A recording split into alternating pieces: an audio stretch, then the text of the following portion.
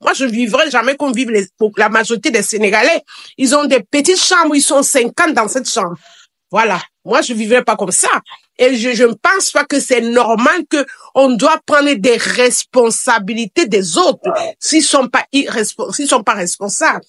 Chaque être humain est responsable de sa vie et de sa famille. On va pas marcher en route, faire des associations, aller chercher tous les Camerounais qui se comportent mal, tous les Ivoiriens qui se comportent mal, faire des réunions. Mais qui a ce temps à perdre? Qui a ce temps à perdre? On est là, chacun est venu se chercher pour être vivre meilleur. Ceux qui veulent se fondre dans la mer, dans le caca, c'est leur problème. C'est leur problème. Si tu pars volontairement, tu te mets en prison. La communauté ivoirienne doit faire les choses pour te sauver. Mais il est comme ça, ce monsieur, cette fille, soit camerounaise, ivoirienne, ou dans tous ces pays africains, pas seulement les Ivoiriens, il y a des gens qui se comportent pas bien. On peut pas indiquer, oui, c'est ça qu'il y a un problème, il y a les Ivoiriens. Mais est-ce que vous êtes sûr qu'ils sont tous Ivoiriens? Il y a des gens qui marchent avec les passeports d'autres pays. Ici, dans mon pays, il y a des filles nigériennes qui se prostituent, mais elles disent qu'elles sont camerounaises. Et on les attrape, elles n'ont pas de papier. Oui, je suis camerounaise. Alors qu'elles ne savent même pas parler un mot en français. Elle ne sait même pas comment est composé le Cameroun pour te dire. Donc, moi, je pense que ça n'a rien à voir d'où les gens y viennent. C'est toi-même la personne. C'est toi-même la... Ah ben, moi, j'ai pas eu l'écho, j'ai pas de... C'est toi-même la personne. Yohan, coupe ton micro, Yohan. Continue, Anna, continue. Merci. C'est toi-même qui dois te respecter, dire que, OK, je suis majeur. Qu'est-ce que je vais faire de ma vie? Je ne vais pas dire comme le monsieur qui venait de parler que nous, la communauté ivoirienne, doit aider les autres. Vous-même, monsieur, qu'est-ce que vous avez fait pour les autres? Votre voisin, vous savez s'il a mangé, s'il a dormi, s'il est malade? Non. Donc, chacun fait sa vie comme ça lui plaît. Si moi, je vais me réveiller le matin, je vais aller voler dans les supermarchés. C'est pas ma voisine ou ma sœur camerounaise qui va venir me dire, non, ne vole pas. Ma sœur, l'autre est en train de voler, en train de travailler dans quelque part. Mais moi, les gens partent de l'Afrique, ils arrivent ici, il faut que ceux qui sont ici prennent soin d'eux, il faut que la diaspora s'occupe des émigrants, les aide. Pour faire quoi? Pour faire quoi? Quand tu veux voler, tu vas voler même si tu travailles. Il y a des gens qui ont des salaires, ils vont toujours voler dans les supermarchés. Madame, c'est quand même un appel à la solidarité. Non, la solidarité, pourquoi? Mais je pense que vous n'aviez rien à faire dans votre journée. Alors, donc vous allez aller partout avec une liste, un cahier, avec un bic, demander aux gens, eh bien, quel problème vous aviez, on va résoudre votre problème. Moi, je vous jure que je ne le ferai jamais.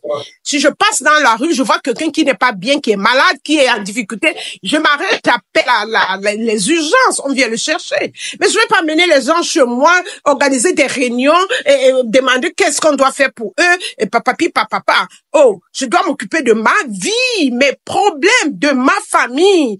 Pas des gens qui partent. Je vais vous dire que c'est pas le pays qui change des gens.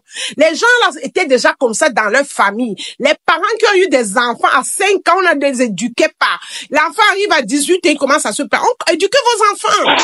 C'est pas les voisins qui viennent éduquer vos enfants. Si vous regardez dans un quartier, dans la même rue, les enfants qui sont nés le même année, ils fréquentent les mêmes écoles, ils n'auront pas la même éducation. Mais on va dire qu'ils ont fait parce qu'ils n'ont pas les mêmes parents. Si moi je n'éduque pas mes enfants et mon voisin éduque ses enfants, demain mes enfants vont aller voler quelque part. On va dire, c'est le quartier où il a habité qu'il est comme ça. C'est pas un quartier. C'est les parents qui éduquent les enfants. Donc, les Ivoiriens ne sont pas tous comme ça, comme les gens sont en train de dire. Si quelqu'un habite à Château d'Eau, ne veut pas dire qu'il est, ça veut pas dire qu'il est un voleur. Il y a des gens qui habitent dans les quartiers pas riches, mais ils sont pas des voleurs. Et il y a des gens qui habitent dans les quartiers riches qui sont des voleurs. Et puis, il y a un monsieur qui disait tout à l'heure, quand on est instruit, on ne vole pas. Mais c'est faux. C'est faux. Quand on est instruit, on n'est pas mal éduqué. C'est pas le diplôme qui te donne l'éducation. Le diplôme, les écoles nous apprennent à écrire, à lire et à apprendre un métier. Mais l'éducation, ce sont nos parents qui nous donnent ça. Si moi j'ai la licence, j'ai la master, et que je suis sauvage, je suis mal éduquée, ça a quel rapport avec mes études? Aller à l'école ne veut pas dire que je serai respectueux avec des gens.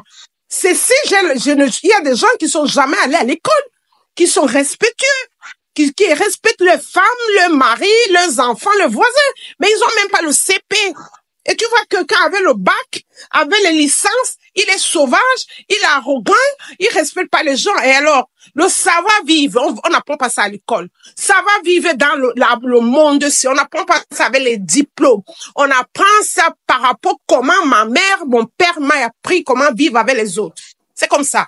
Donc, arrêtez de dire que ceux qui sont instruits, qui vont dans les universités, ils sont bien élevés. Ceux qui habitent, qui sont ivoiriens, qui habitent ici, ils sont pas bien élevés. C'est très faux, ça. C'est parce que vous n'avez pas connu le monde des pauvres et le monde des riches. Moi, je connais des enfants des riches qui sont en prison, qui sont allés voler, ils sont en prison. Et je connais un enfant du pauvre qui est tellement bien éduqué. Il se lève le matin, il a son boulot, il a une vie normale et propre. Toi-même, tu te dis, waouh! Et sa mère vendait les beignets au marché, vendait les arachides au marché. Ils habitaient dans un petit trou en Afrique. Et cet enfant est plus élevé que l'enfant qui vivait dans les villas et tout ça. Il n'est pas arrogant. Donc, c'est pas le bien-être où on est né qui nous fait devenir les hommes meilleurs. C'est l'éducation que nos parents nous donnent qui nous fait devenir les personnes meilleures. Ceux qui viennent voler, c'est la faute de leurs parents. Merci.